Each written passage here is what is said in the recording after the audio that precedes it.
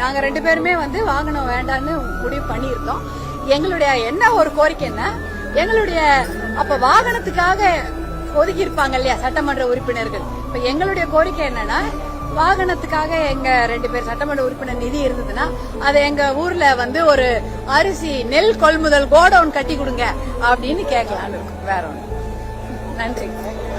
எல்லா சட்டமன்ற உறுப்பினர்களும் தங்களுக்கு கார் வேணும், மக்களை போய் பார்க்கறதுக்கோ ஆய்வு செய்யறதுக்கு எங்ககிட்ட கார் இல்லை அப்படின்னு சொல்லிட்டு கோரிக்கை வச்சுட்டு இருந்த நிலையில ஒருத்தர் ஒரு படி மேலே போய் எங்களுக்கு இனோவா காரா கொடுங்க, கொடுக்குறீங்க இனோவா காரா கொடுங்க அப்படின்னு சொல்லிட்டு கோரிக்கை வச்சுட்டு இருக்காங்க. இப்படிப்பட்ட சட்டமன்ற உறுப்பினர்கள் இருக்கிற அதே சபையில தான் பாமகவோட சட்டமன்ற உறுப்பினர் சௌமியா அன்புமணி அவர்கள் எங்களுக்கு அந்த கார் எல்லாம் வேண்டாம், நீங்க வாங்கி கொடுக்குற அந்த கார் எங்களுக்கு வேண்டவே வேண்டாம், அதுக்கு பதிலாக எங்களுக்குன்னு ஒதுக்கி இருப்பீங்களா அந்த கார் வாங்கி கொடுக்குற நிதி, அந்த காசுல இருந்து என் தொகுதியில் நெல் குடோன்களை கட்டி கொடுங்க, ஏன்னா மழை காலங்களில் நெல் மூட்டைகள்லாம் பாதிக்கப்படுது, மழையில் நனைஞ்சு நாசமாக போகுது, அந்த நிலையை தவிர்க்கிறதுக்கு நீங்கள் எங்களுக்கு ஒதுக்கின காசில் நெல் குடோனை கட்டி கொடுங்க அப்படின்னு சொல்லிட்டு சௌமியா அன்புமணி ஒரே ஒரு பெண் சட்டமன்றத்தில் இந்த நெல் குடோனுக்காக பேசியிருக்காங்க. உண்மையாகவே அவங்களோட இந்த செயல் பாராட்டுக்குரியது தான்.